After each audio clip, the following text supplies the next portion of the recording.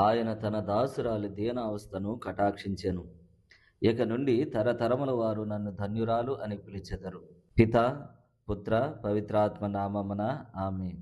క్రీస్తునాథుని యందు ప్రియమైన సహోదరి సహోదరులారా, మిమ్మల్ని అందరినీ కూడా ఈనాటి ధ్యానాంశమునకు ప్రేమపూర్వకముగా ఆహ్వానిస్తూ ఉన్నాను. ఈరోజు మనము మరీ తల్లి మోక్షారోపణ పండుగను కొనియాడుతూ ఉన్నాము.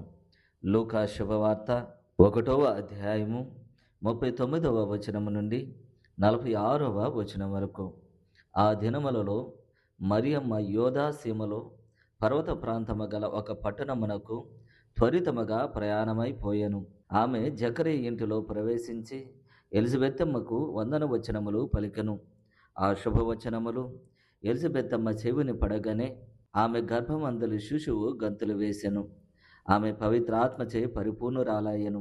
పిమ్మటి ఎలిజబెత్తమ్మ ఎలుగెత్తి ఇట్లనెను, స్త్రీలందరిలో నీవు ఆశీర్వదింపబడిన దానవు, నీ గర్భఫలము ఆశీర్వదింపబడెను. నా ప్రభు తల్లి నా యొద్దకు వచ్చుటకు నాకు ఎలాగు ప్రాప్తించెను? నీ వందన వచనములు నా చెవిని సోకగానే నా గర్భమందుల శిశువు ఆనందముచే గంతులు వేసెను. ప్రభువు పలికిన వాక్కులు నెరవేరునని విశ్వసించిన నీవు ఎంత ధన్యురాలవు. అప్పుడు మరియమ్మ ఇట్లు పలికెను, నా హృదయము ప్రభును స్తుతించుచున్నది, నా రక్షకుడగు దేవుని యందు నా ఆత్మ ఆనందించుచున్నది. ఏలయనా ఆయన తన దాసురాలి దీనావస్థను కటాక్షించెను. ఇక నుండి తరతరముల వారు నన్ను ధన్యురాలని పిలిచెదరు. ఏలయనా సర్వశక్తిమంతుడు నా ఎడల గొప్ప కార్యములు చేసెను.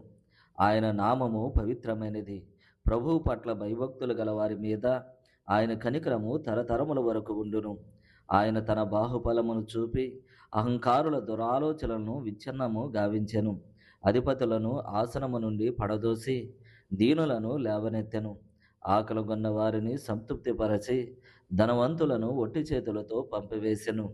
మన పితామహులకు అబ్రహామునకు అతని సంతతి వారికి తరతరముల వరకు చేసిన వాగ్దానముల ప్రకారము తన కనికరమును బట్టి తన సేవకుడకు ఇశ్రాయేలునకు సహాయం చేసెను. మరియమ్మ 3 మాసములు ఎలిజబెత్తమ్మతో ఉండి పిమ్మట తన ఇంటికి తిరిగిపోయెను. ఇది క్రీస్తుని సువిశేషము. క్రీస్తువా మీకు స్తుతి కలుగునగాక. క్రీస్తునాథుని యందు ప్రియమైన సహోదరి సహోదరులారా, మరీ తల్లికి తెలిసినటువంటి ఒకే ఒక్క పని సహాయం చేయడం. ఈ లోకములో దానానికి సహాయానికి చాలా వ్యత్యాసమైనటువంటిది ఉంది. అడిగితే చేసేటువంటి దానిని దానం అంటారు, అడగకుండా చేసేటువంటి దానిని సహాయం అంటారు. మరీ తల్లికి దానం చేసేటువంటి గుణము కాదు, మరీ తల్లికి సహాయం చేసేటువంటి గుణం ఉంది. ఆమెకు తెలిసినటువంటి పని కూడా అదే.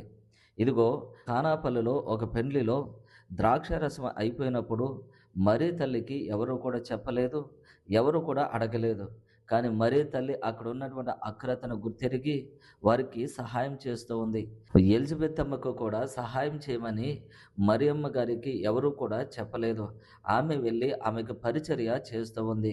కాబట్టి మరీ తల్లికి తెలిసినటువంటి ఒకే ఒక్క పని సహాయం చేయడం. ఆ రీతిగానే తన కుమారుని అనుసరించేటువంటి విశ్వసించేటువంటి ప్రతి ఒక్కరికి కూడా మరీ తల్లి సహాయం చేస్తూ ఉంటుంది. మన కుటుంబంలో ఉన్నటువంటి ప్రతి అవసరత కొరకు, మన బిడ్డల కొరకు, మన కష్టాల కొరకు, మన యొక్క వ్యాపారాల కొరకు, ఇదిగో మనకి ఏదైతే సమస్యగా ఉందో ఆ సమస్యను మరీ తల్లికి మనం విన్నవించుకున్నప్పుడు మరీ తల్లి తన యొక్క ప్రార్థన సహాయం ద్వారా మనకు తీరుస్తూ ఉంటారు.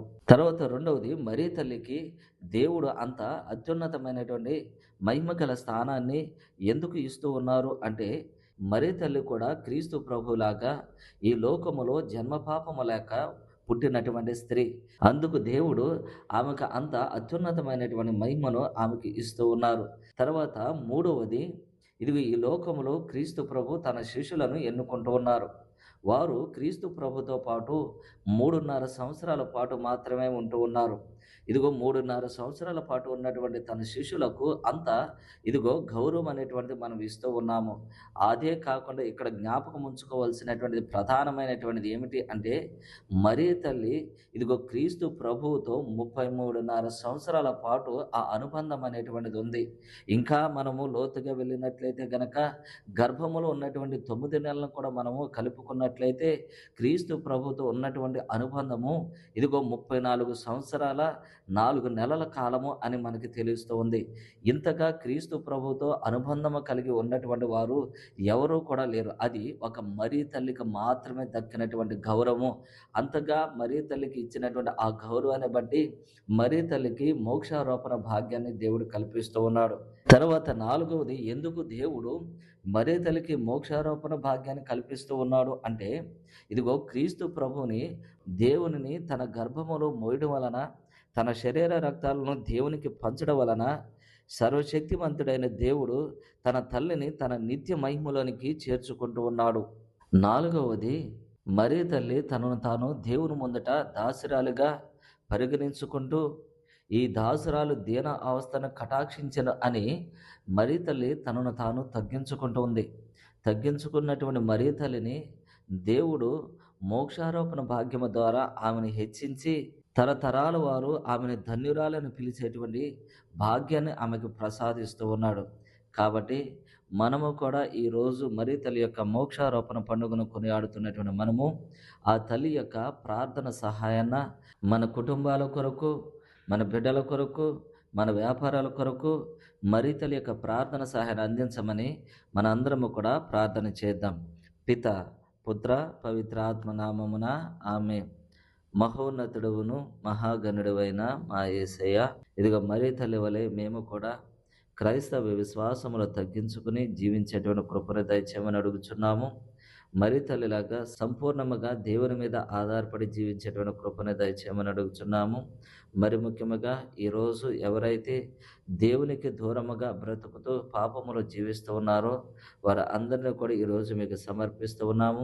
వారి పాప జీవితాన్ని వారికి తెలియపరిచి ఆ పాప జీవితం నుండి పుణ్య జీవితానికి విశ్వాసంలో నడవడానికి కావలసినటువంటి కృపను వారికి అనుగ్రహించమని మా ప్రభువును మీ కుమారుడైన యేసుక్రీస్తు ద్వారా ఈ మనవి చేయుచున్నాం తండ్రి.